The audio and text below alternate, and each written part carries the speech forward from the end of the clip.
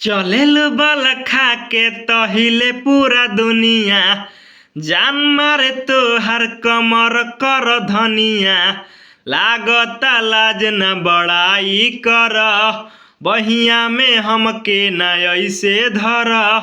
बाड़ू तू बेजोड़ आइटम आज हम बुझनी, झकोरा मारे झूलनी साड़ी लहराए हो, झकोरा मारे झूलनी साड़ी लहराए हो, झकोरा मारे झूलनी। तो हेलो दोस्तों, आपका स्वागत है हमारे YouTube channel writer Mahesh Prajapati में। तो दोस्तों, आज हम इसी सॉन्ग पर एक ऑर्केस्ट्रा सॉन्ग लेकर आए हैं जो फुल और फ्री है। काफ़ी अच्छा मैटर है, डुएट मैटर है, लड़का और लड़की दोनों का मैटर है। जहाँ पर लड़की लिखा है लड़की का लाइन है, जहाँ पर लड़का लिखा है लड़के का लाइन है। तो चलिए स्टार्ट करते हैं बिना समय गवाए मुखड़े के साथ। नाचेलू जब बल खा के कमरिया, गिरेला नोट 500 हजरिया।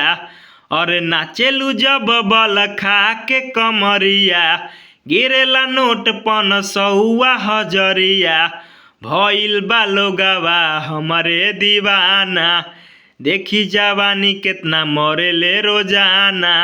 बुढ़ावा सयान देखे तो हके अगोरी, तोप लए गोरी लौकता ढोढ़ी, तोप लए गोरी लौकता ढोढ़ी।